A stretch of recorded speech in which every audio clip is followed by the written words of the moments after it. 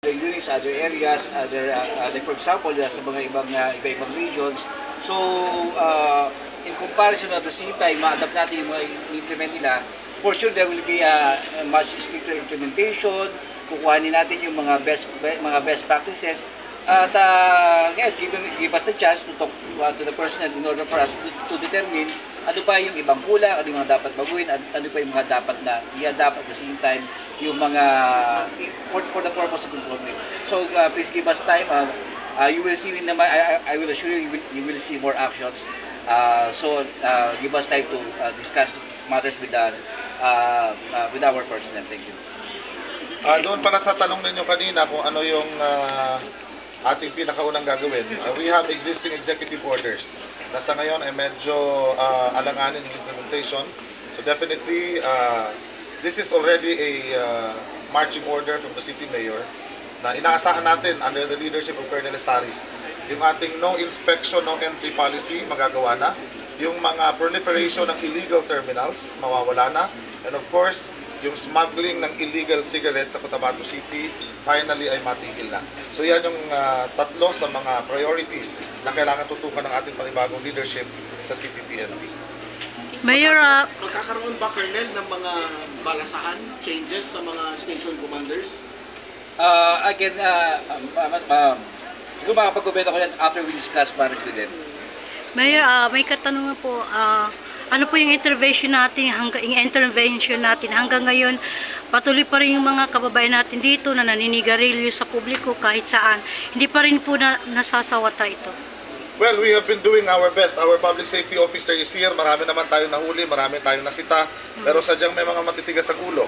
So let's hope na sa tulong ng CTPNP ay mas lalong mapaigting yung ating operasyon against smoking in public places. No? Wala naman sa hindi sinusunod. Meron lang talaga kayong nakikita na hindi sumusunod, pero mas binibilang yung nakikita hindi sumusunod kaysa sa doon sa mga sumusunod. So siguro baliktarin natin, let's appreciate those who follow our no smoking in public places policy kaysa doon sa ilan na matitigas ang ulo. But rest assured that we hear you loud and clear. Mas paigtingin natin yan sa tulong ng CTPNP at ang Public Safety Office. Can you propose smoking area sa Cotabato, like in Davao City? We've already started doing that. In fact, sa City Hall ay meron na talaga tayong i-designate na smoking place. Pero magtitiis ng konti yung mga naninigarilyo dahil mabibilan sila sa init ng araw, wala silang shield.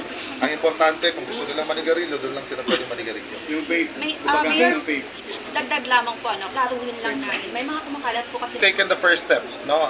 That's a very sensitive issue and that is not for public consumption. But rest assured that the city government and the CTPNP is on top of the situation. We are monitoring the situation and validating some reports. Hindi naman lahat ng reports na dumarating sa atin ang paniniwalaan at tatayuan as the truth. Ano? So patuloy pa rin yung investigasyon and we are happy that we were able to contain the situation at sa ngayon ay wala pa namang hindi pa naman nasusundan yung hindi magandang pangyayari sa Emanor.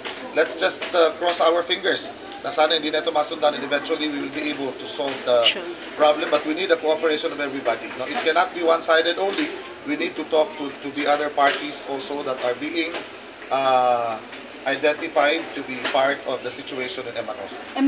We will strengthen the implementation of the said ordinance. Message na. Suportahan ng bagong liderato. Okay, message mo yun. Leadership ng ating CTPNP. Go ahead, Mayor. Muli, ang ating taus-pusong pasasalamat kay Colonel Kerubin Manalang sa 2 taon at 6 na araw niyang panunungkulan bilang City Director ng Cotabato City. Mababa yung ating crime rate sa kanyang panahon. Tayo ay umaasa ng malaki na yung iba pang mga problema na hindi natugunan nung mga nakalipas na panahon ay matutugunan sa pamamagitan ni Colonel Joel Estaris, ang ating panibagong City Director. Ang ating panawagan sa lahat, patuloy na kooperasyon sa ating kapulisan, sa ating namang mga elemento ng Philippine National Police under this new leadership.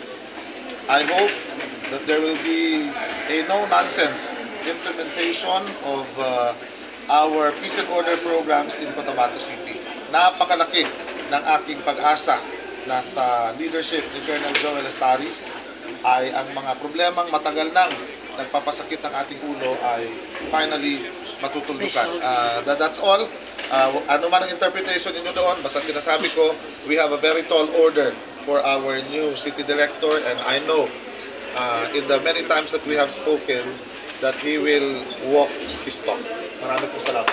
Okay, maraming salamat, Mayor and Colonel.